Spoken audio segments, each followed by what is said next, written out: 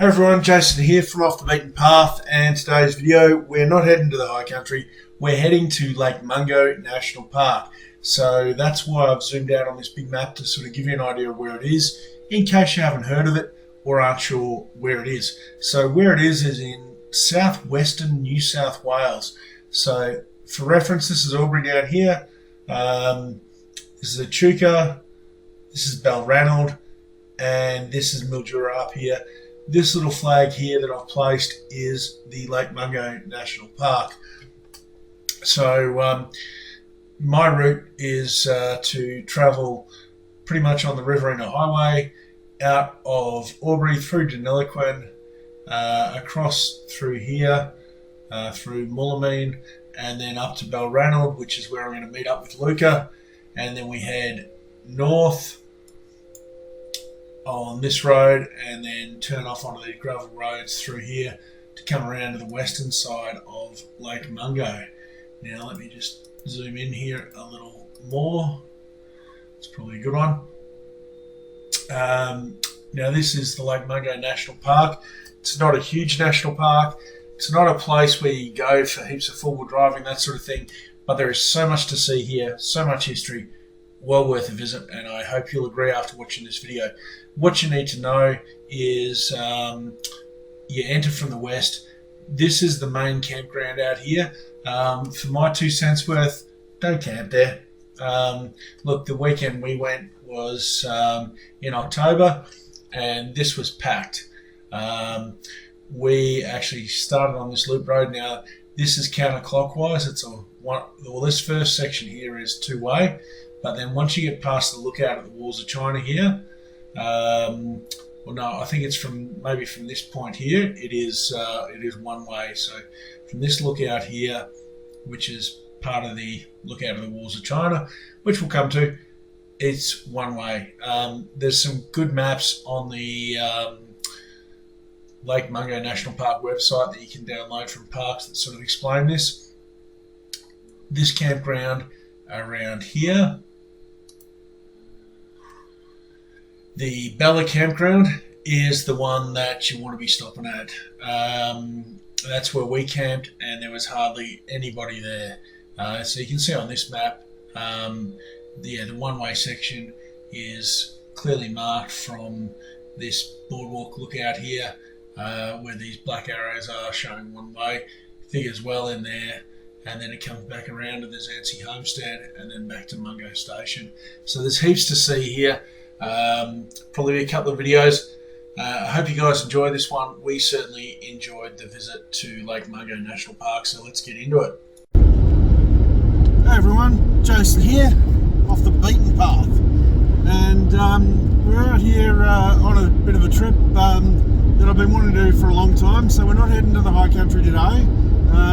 We're heading west, and we're heading out to Lake Mungo National Park, just north of Balranald. Good 6.5 hours drive west of Albury.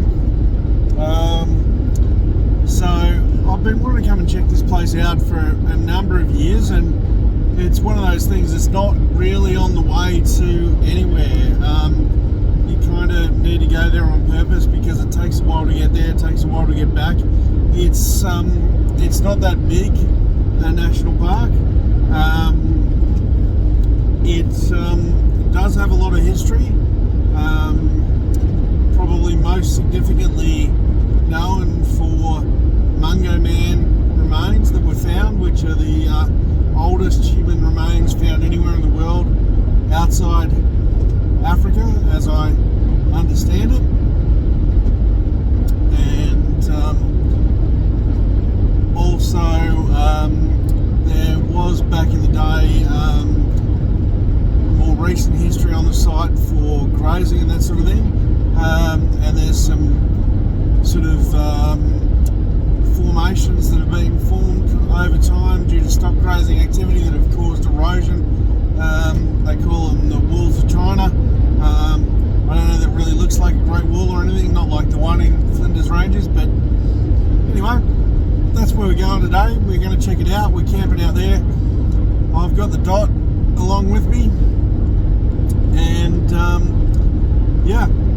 meeting Luca out there, so dragged him all the way up from Melbourne, so he drove part of the way yesterday, and we're meeting up today at Balranald, and then it's about an hour and a half from Balranald to the Lake Mungo National Park. From there on Sunday we'll be taking our time and heading a little bit further north to Menindee Lakes. Now, long time followers of the channel might recall that we visited Menindee Lakes, albeit ever so briefly, on the variety trip. Had Mark with me navigating on that trip, and yeah, we got to Menindee Lakes about 7 o'clock, and we kind of pulled up, took a couple of photos and said, yep, that's a big lake, and then we had to keep going because we had to get to Silverton. So yeah, we're hoping to spend a bit more time there, tour around and check it out. I've no idea how much water's in Menindee Lakes at the moment.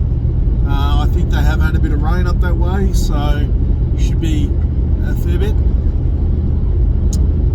Just passing through the little town of Blighty at the moment. Just coming out the other side now. So yeah, should be a good trip. Long weekend this weekend, so we're sort of suited to taking a longer trip. Anyway, on my way to Balranald to meet Luca, and I'll see you guys later on. Hey guys, well, still pushing on here. Just leaving a little town called Moolameen, about 75-80 k's to go to get to Balranald. Now this is one of those things that can happen in these more remote communities. It's a Saturday and it's just after 2:30. I mean, I was going to refuel either at Moolameen or Balranald because I've got the long range tank, so I've got good range these days. And I thought, I saw the Ampol there and I thought, oh well, I'll refuel here at Moolameen, and I pulled in, and lo and behold, the Ampol in Moolameen closes at 2 o'clock. So the staff were still there, they were packing up, and they were like, oh look, if you really need fuel, we'll reopen and everything, which was really nice of them. But I said, no, look, I can make it to Balranald. Pretty sure I can. So that's fine, but you know, that's one of the things you've got to be conscious of. You know, the more remote you get, the smaller the communities you're travelling through, the less likely, particularly on weekends, that they keep any sort of, you know, hours late in the day. You know, they're going to close early, and you know, 2 o'clock is really pretty early to be closing. And it was the only servo in town. You know, Moolameen's not a big place, so yeah, just something to keep aware of. Now, this is not sponsored product placement, but I don't know if you guys have heard of on-track meals. I've seen their meals with a few YouTubers, and I thought I'd give them a go. You know, they seem like a good option. Like they're reasonably expensive as meals go, but as is anything that is sort of ready to heat and eat sort of thing. So they're fresh meals in a packet that you basically heat up in boiling water and then you eat. They also do these snack bars, so I got some of these to try, and I'll let you know how that goes.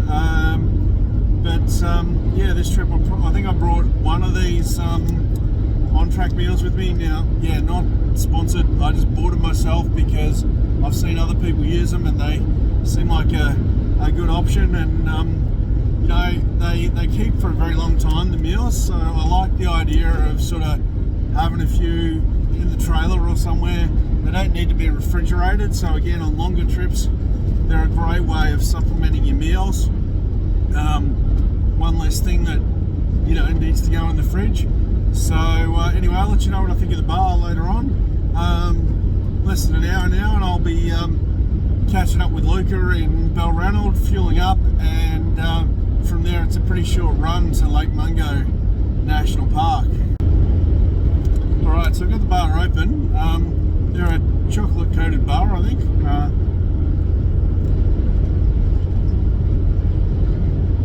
Chocolate flavoured But anyway, I don't think they're chocolate coated.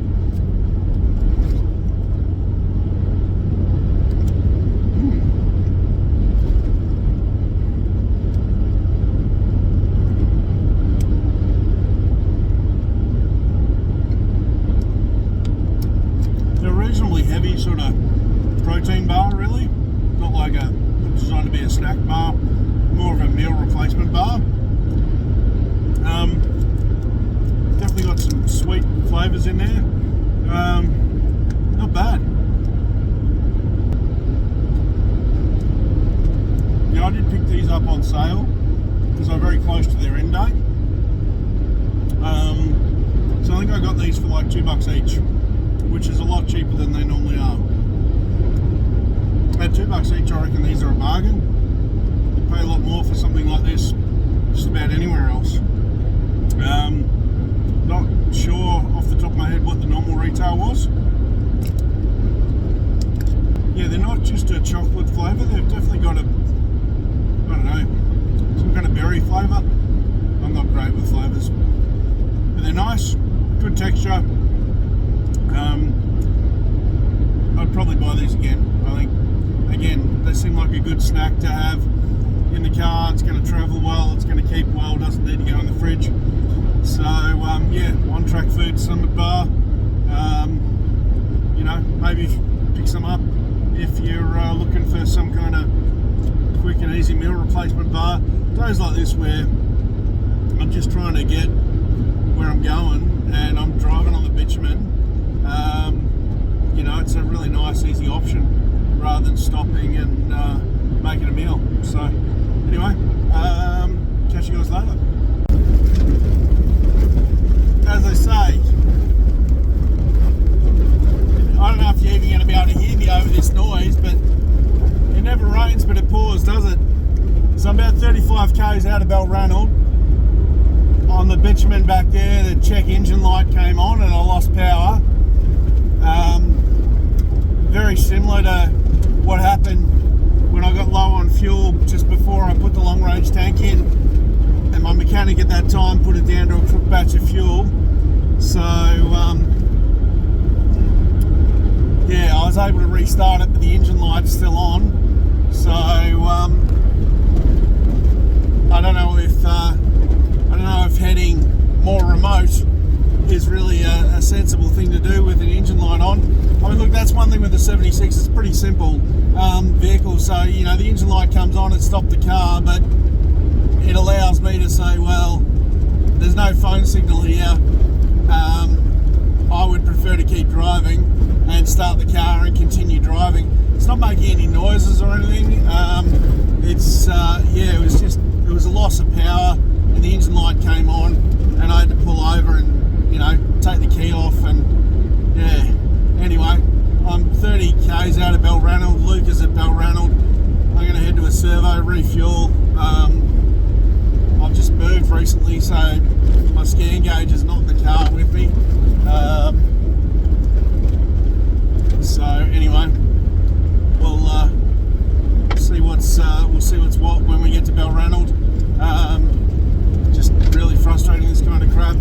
I've also been having an issue with one of the tyres on the dot. The valve is leaking again, and it's the same valve on the same tyre that I had fixed back in April, just before the high country trip where I took the dot into the high country. So that's a little bit annoying. Anyways, yeah, we're 30 k's out of Balranald, so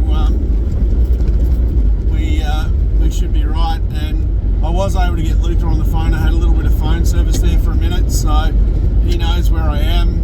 So if I don't show up, he'll at least come looking for me, hopefully, or he won't. I think he will. But yeah, at the moment we're still pushing on okay, so that's what we're doing. So stopped here at Balranald, still got the fuel light. This tyre's been going down, so we're going to change this. And when I say we, Luca's volunteered. Love you, Jason. You know, I've got the important job. I've got to film it, because if you don't film it, it didn't happen, as we all know. So the valve on this tyre was leaking 6 months ago, and I got it fixed just before the April trip, and now it's leaking again.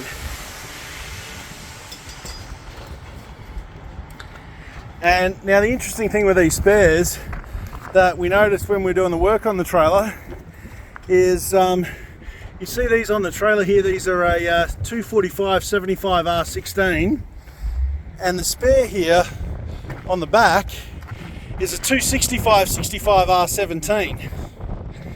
So they're complete. It's a different size rim. So the spare is a 17-inch rim, where the ones on the trailer are actually 16-inch rims. And it's a different size tyre, but it ends up at the same overall diameter. So how on earth that happens, I don't know. But anyway, here we are. Trusty little Toyota bottle jack out of the 76. And it looks like it might not be cooperating.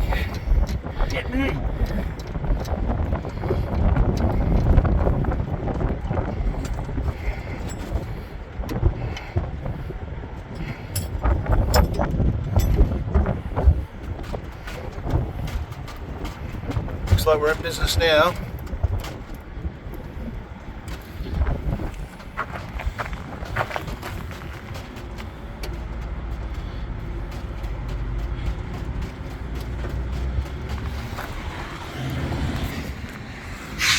Plenty of flies out here, that's for sure.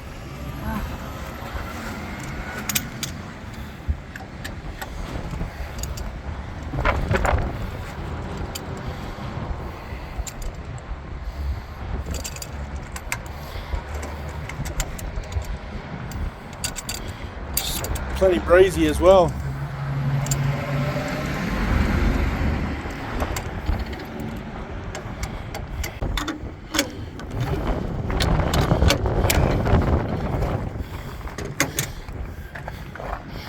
Okay, one-handed, I'm not breaking any speed records here. This is where you need a tripod, so both of you can do stuff. Now this spare tyre mount here was modified when Matt did the work bracing the trailer after the April trip for me and put the stairs on the front, and that was modified so that the rear door could still open. So you put that little angle on that mount that you can see there.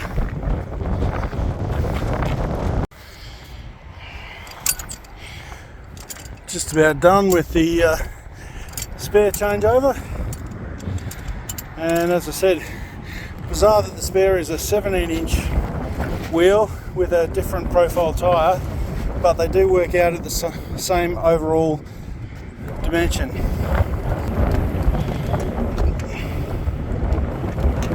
Torque spec on the drifter trailer nuts, I think, is 1 Ugga Dugga. 1 Ugga Dugga? 1 Ugga Dugga. All right.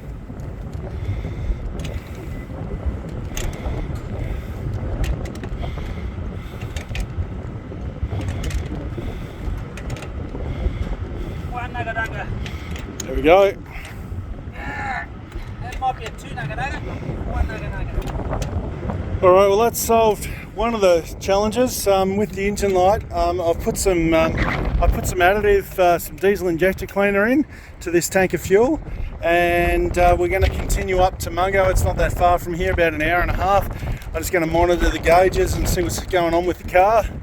And yeah, unfortunately my scan gauge is not with me. Recently moved house, and yeah, let's not get into it, but yeah, the scan gauge is not where you want it, which is in the car. So anyway, we'll pack this up and we'll get mobile. Alrighty guys, we've just left the BP at Balranald, or just outside Balranald, and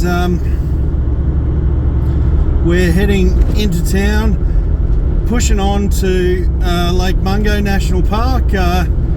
Whether that's the right decision or not remains to be seen,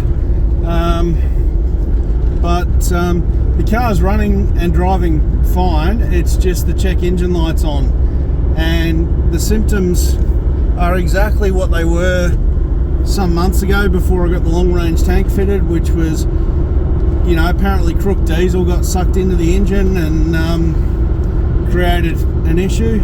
I just thought about it. I have an OB2 scan gauge, which doesn't really work on my vehicle, but I carry it anyway. It sort of does something, but whether or not does yours, I don't know. I think it's probably just Nissan.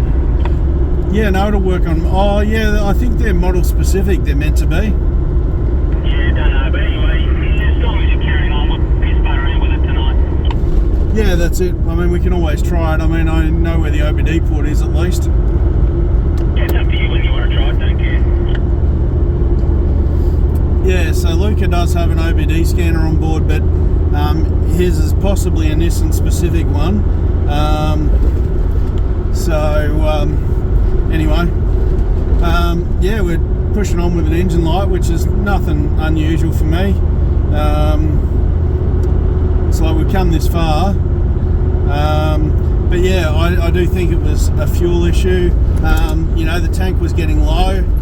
It wasn't empty. It's a 166 litre tank. Continue straight onto McCabe Street. And I've just filled up there at the BP and it's taken 155, so nominally still had 10 litres in it. And I feel like if I did have an OBD2 that I could clear this with, that it would probably clear and not come back. Continue straight onto McCabe Street. Yeah. Turn left. Oh, let's just GPS tells us to keep going. Yeah, it's the right way. Yeah, I was going to say, my nerve's telling me just to go straight ahead. Continue for 1.5 Yeah, Roger. kilometres. Sorry, dude. I didn't think this road went anywhere, but yeah, we're heading in the right direction, so this is probably the road that if I was in town from the Empire would have taken you to, so it's fine.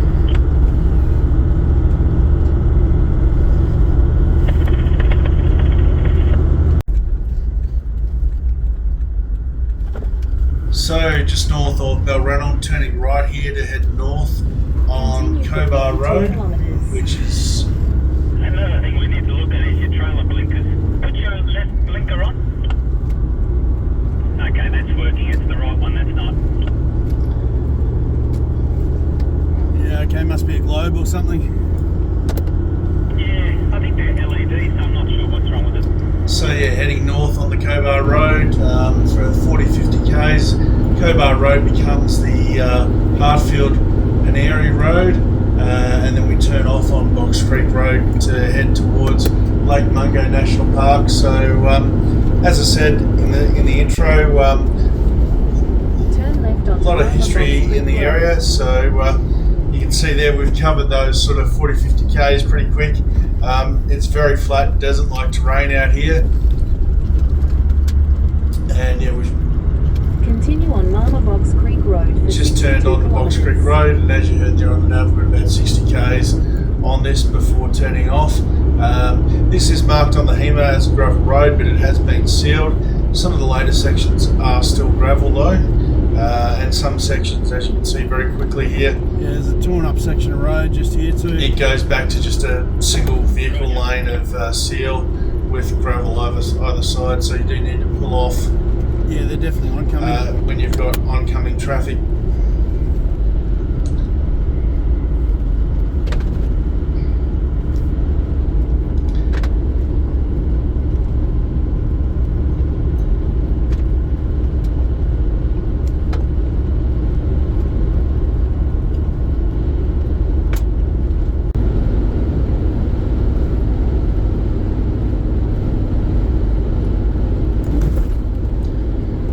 As you can see, quite a rough section of road just through here, pretty potholed and eroded. Another rough section of road after that next cattle grid. Thank you.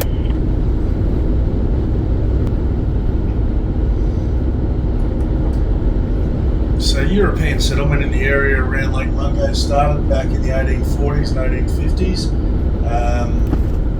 and it was actually in 1860 when Burke and Wills actually passed through the area on their way to Menindee.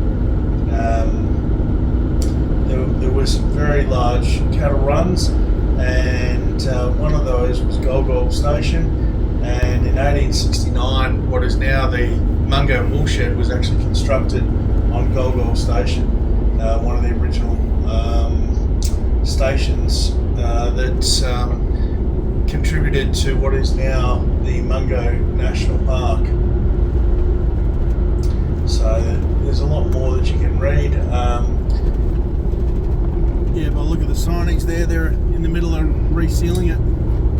The amazing thing is some of the buildings we'll see there. So when these signs say drive weather only, does that mean when it rains you can't travel on this road?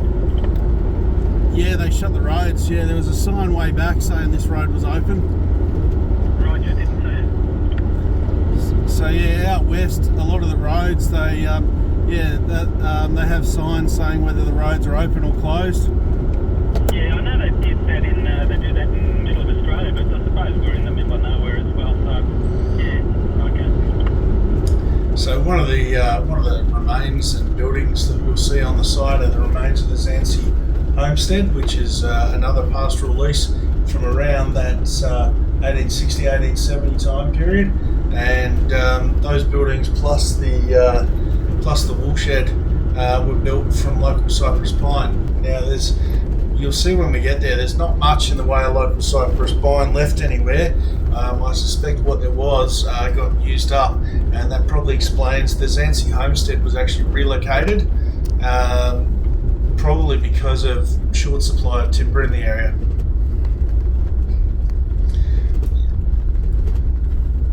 So turning left here to continue on Box Creek Road.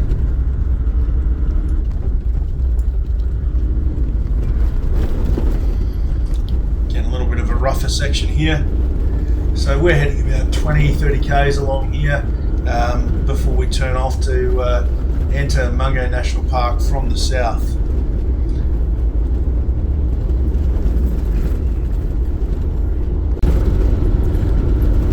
Well, we're still making our way towards Mungo National Park. We're getting close now. We're maybe 50 k's from Mungo. Oh, goats. What were they? Were they kangaroos? No, they were goats.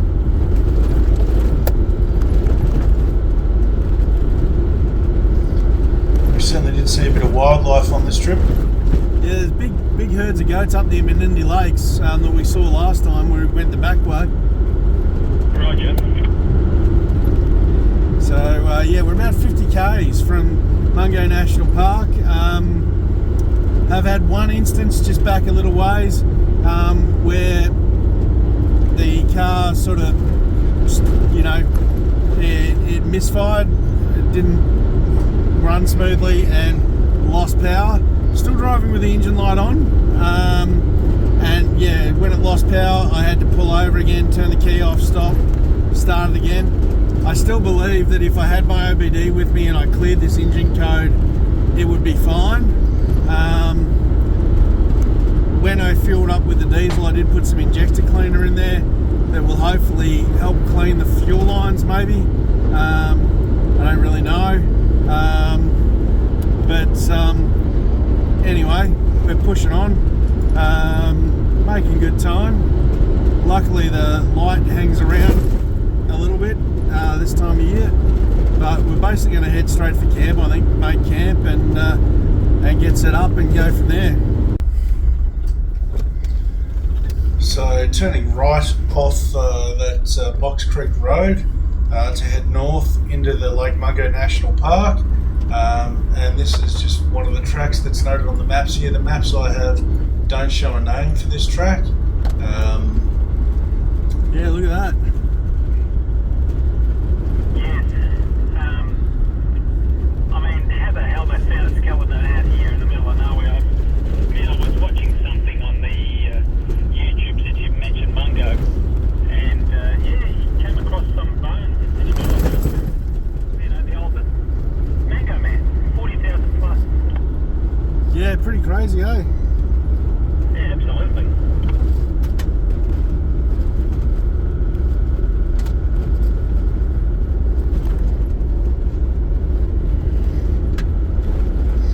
So again, a bit bit corrugated on these tracks.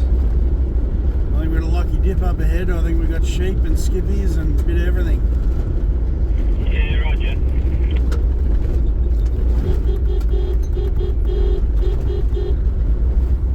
There he goes. No, I haven't actually got the GoPro set up, but I'm doing a bit of recording on my phone. But I didn't have a recording then, no. Roger. So yeah, generally pretty flat country out here. The occasional sort of dune. Oh, a couple of big ones up here. More roos here. So it's getting on that time in the afternoon. Yeah, they're leaving now. Roger.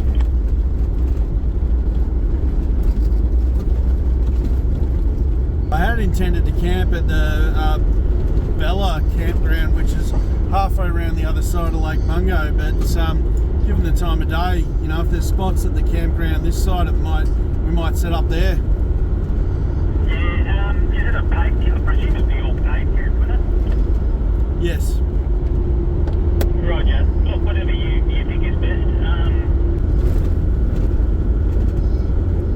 Well, we're just about at Mungo National Park. I just turned the camera on because I think any minute now we should be seeing a sign. We're actually driving across one of the designated lakes here.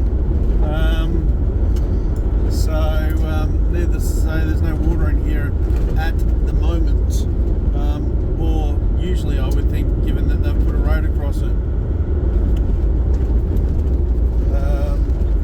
So yeah, this dune, I don't know if you call it elevation up ahead, is pretty much the entrance to Mungo National Park, as far as I can tell from the HX2. So yeah, it took us longer to get here than I was anticipating. There's a skippy. Don't need to hit another roo. Just got the new headlights. Entering into Mungo National Park right here. So just crossing. Yep, Mungo Crossing National the boundary Park. there. Well, there you go. I've officially entered Mungo National Park now.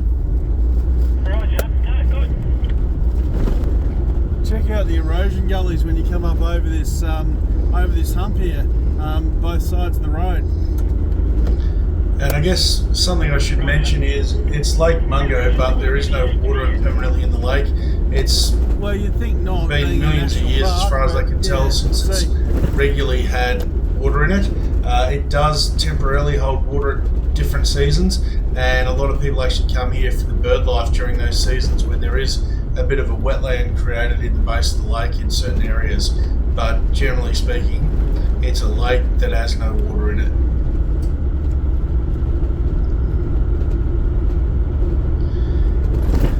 Getting a little bit closer now, you can see this section's fairly much a sandy road. It does have a firm base under it though.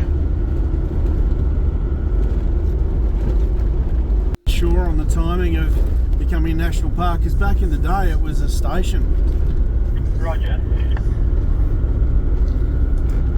So it may have been, but I think that discovery is what accelerated tourism here. But yeah, it'd be interesting to look into the timing and sort of see, well, was it the discovery of Mungo Man that made it be classified as a World Heritage Area and a national park, or was it already a national park and did it just make it, you know, an area that's a bit more famous for people to visit?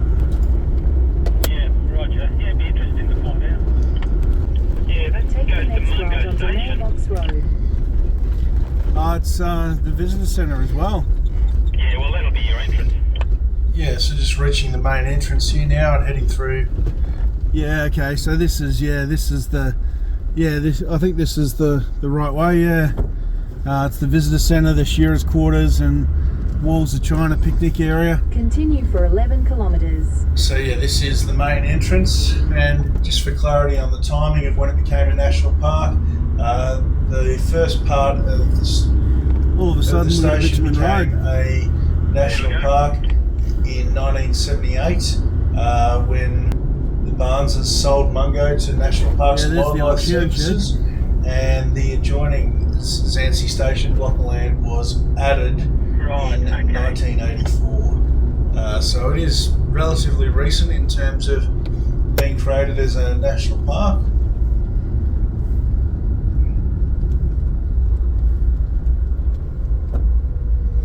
And since that time there have been a couple more additions as well.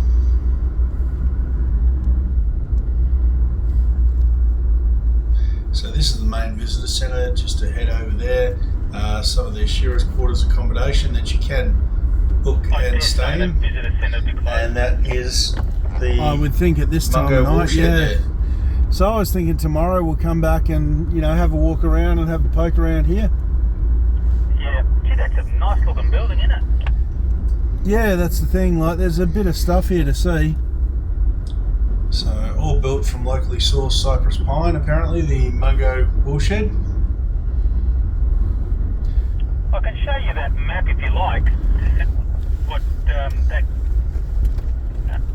guy said. Yeah, all right, I'll just pull up here.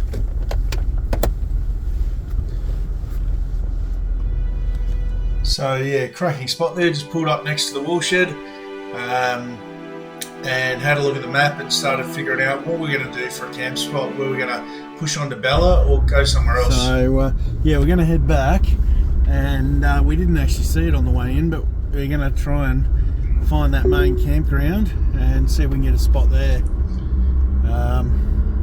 Let's turn the navigator off because we know where we're going.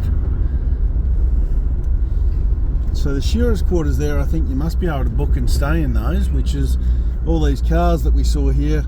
I think that must be what they're doing.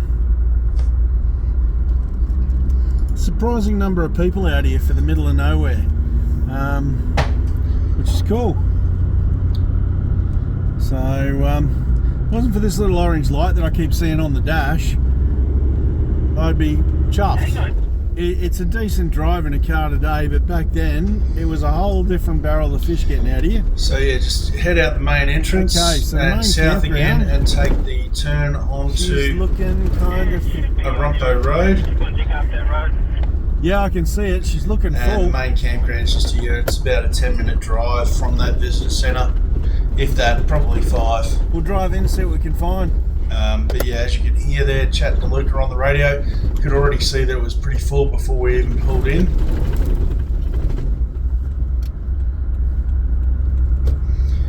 Now this was the October Labor Day long weekend for New South Wales. Pretty sure that's a New South Wales only public holiday. But yeah, we're still surprised at just how full. So the sign says the campground is full.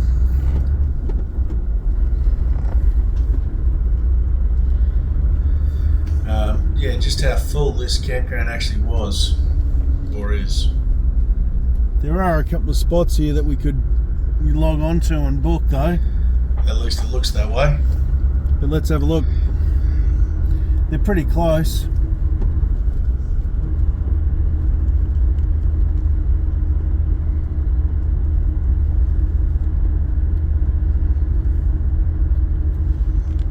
You still got a copy, mate?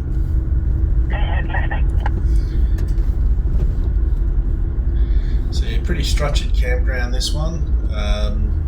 Ballard's making sure you only camp where you're supposed to camp.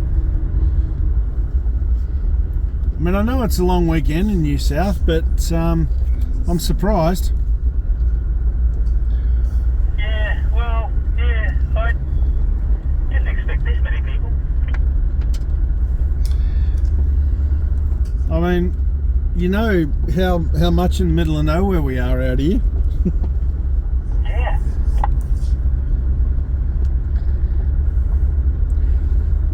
I reckon those two sites on the way in are potential that we saw are potentially the only two that aren't booked. Yeah. Interested to see if you got reception. Yeah, I got like 4 bars here, so yeah, that's not an issue. There's a nice big campsite there, but the tent guy looks like he's booked that.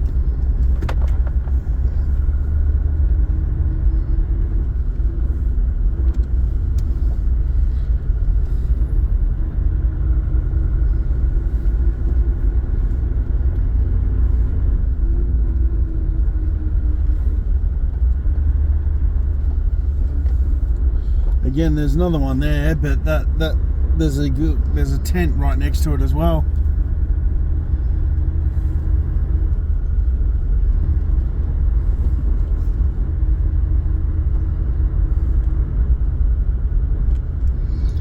So yeah, as you can see, this campground was pretty full.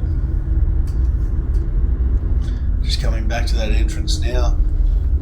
What do you think, mate? Do you want to try and push on to Bella, or do you want to see if I can book these 2 spots around the corner here? I mean, this is good. I mean, it's late. If you can, it'd be great. But it'd be interesting to see whether it's got vacancies on it, whether it allows you to do it. Yeah, it's hard to imagine running a farm station out here, you know, in the 1860s or whenever it was that they probably set this up. Oh yeah, look, people were just tough back then. They just knew how to handle it, and, you know. And yeah, it'd be interesting to know whether they would still be here if it. But then there's conglomerates by farms and stuff, so maybe not. But yeah, really hard work. Yeah, but I mean, like, it's remote enough to get to now in a car, let alone back then. Yeah, there's an emu. Where?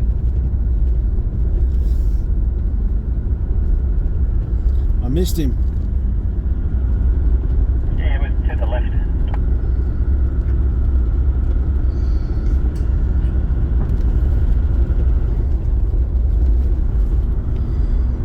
In 400 meters, continue straight onto Drive Tour. Yeah, well, if the road's like this, it won't take long at all. Yeah, and that's my understanding. It's a pretty good road. Continue straight onto Drive Tour. Oh, it's telling us to go straight ahead, but that says no entry, so I think we need to go this way. Continue on Drive Tour for 28 kilometers. Yeah, classic example there of the Google Navigator not recognising local road conditions like a one-way road. A few skippies here. It's 2 again. It's a little bit off camber if you get off the middle of the road there. Yeah, it is. So yeah, we decided that we had enough light and enough time to push around to Bella Campground. Those damn skippies. And yeah, as you can see, there's a few skippies around. So this takes us past the day use area for the Great Wall of China, Walls of China, which is what you can see there in the distance. They're essentially sand formations carved by erosion over time. We will come back and check those out a little bit more closely. See, we're just coming up here on that Great Wall of China. Yeah, it sort of sticks out, doesn't it? It does. In 600 meters, turn right onto Red Top Road. So yeah, we got a 90-degree right-hander here. Gotcha. So yeah, we've just driven most of the way across the floor of Lake Mungo. Stations on one side and right Wall of China is on the other. And now we're heading down to the south before heading up and over the dune. So next sort of landmark is Red Top, which is where the two-way road Continue ceases. for 18 kilometers. So it's about another 5 k's along here to Red Top. I think that's a day use area there at the Great Walls of China, but wouldn't surprise me if some of those people are vehicle camping. Oh, okay. Yeah, well, yeah. Yeah, unless they're the people that book those sites and aren't there yet. Who knows? But yeah, wouldn't surprise me. So yeah, cracking sunsets out in the desert here. That's one of the things that getting out in the desert, you get some of the best sunsets anywhere, and this day certainly was no disappointment, that's for sure. So yeah, if you like the thumbnail photo, there's somewhere along here that we took that thumbnail photo.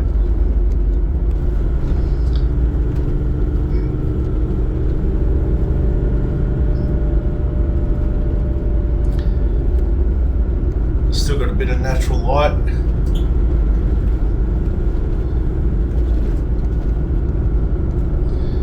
And yeah, that real glow as the sun's going down.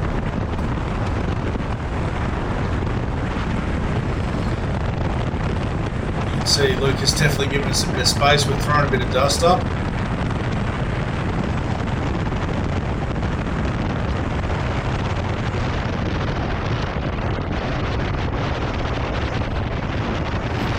Yeah, quite an amazing glow as the sun's going down, and we're looking out across the desert. So the sky is really taking on that purple tinge as the sun's going down. Just amazing colours you get out in the desert.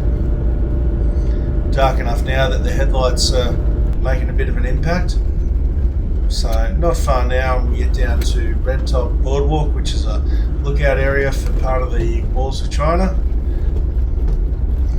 which again we will come back to tomorrow.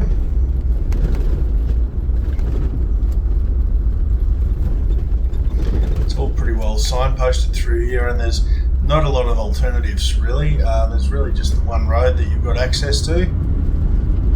So just coming up on that Red Top Boardwalk and car park. So the boardwalk's there on the left, where you can see some of those pedestrians coming out of, and the parking area is just there on the right where that parked car is. So pushing on from Red Top Lookout through these gates. A couple of pedestrians and one vehicle at the car parking area before we enter the one-way section of the track. Yeah, through that gate there is where the track becomes one-way. Another skippy. Lost count of how many of those we've seen on this trip. I'm just glad that I haven't collided with any of them. Definitely getting a little darker as we're working our way north up the eastern side of Lake Mungo towards the Bella campground. Now heading this way ended up being a really good decision, because when we got there, north, getting closer, only about 6 k's to go to get to Bella campground.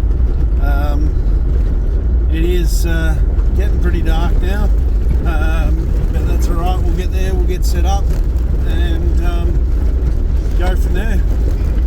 Yeah, look, and that's the thing. When we got there, we found that the campground was practically empty. So this isn't the actual campground, even though it looks like it. It's the Mallee stop, which is a day-use picnic and hiking area. But it's really not far to the campground now. Almost only looks 1 like or 2 camping area k's. I'm driving through now. And It should be on the right-hand side if I look at my screen. Yeah, well, the track just kind of split, and there looked like a bunch of little campsites there. There was no one in any of them though, and it's telling me that the Bella campground is still another 1.8 k's ahead, and I didn't see a sign, so I'll keep going. Looks like there could be some lights up ahead, so it's probably right. Roger. And it certainly was correct. So just coming into that campground now, guys. Now, look, this video is nearly over. We'll finish the night here and setting up our campsite and everything. Hope you've enjoyed this So yeah, intro. I'm keeping left on the way in. And like this video if you've liked it, and leave some comments down below. Will be on the right. Well, there's a cracking big campsite here that is empty. I reckon we bags this one. What do you reckon? Yeah, you're the boss, mate. I don't care. Now, are they numbered? No, when we booked, it didn't give me numbers. Oh, well, there we go. So yeah, look forward to your comments down below, guys. And we'll get into the rest of Mungo National Park Cooking up tomorrow. some southern style chicken drumsticks and a couple of stags on the drifter fire pit here at Bella campground in the Lake Mungo National Park, while we're enjoying a cold beverage or 3. Lovely. Got in late, hardly surprising. Planned that way or not, it seems to happen. But looking forward to some dinner soon. Dinner's almost done. They're charring up nicely. Charcoal's got some good heat in it. Nice relaxed way to cook dinner. A meatitarian's feast. Had the first one. This is bloody bloody good. Crispy, juicy, crunchy, tasty. These are just southern rub chicken from the supermarket. Just put on here till they're cooked, and absolutely crack-a-lackin', juicy, crunchy, tasty. Highly recommend this. Dan would do it better, but you know, this is good enough.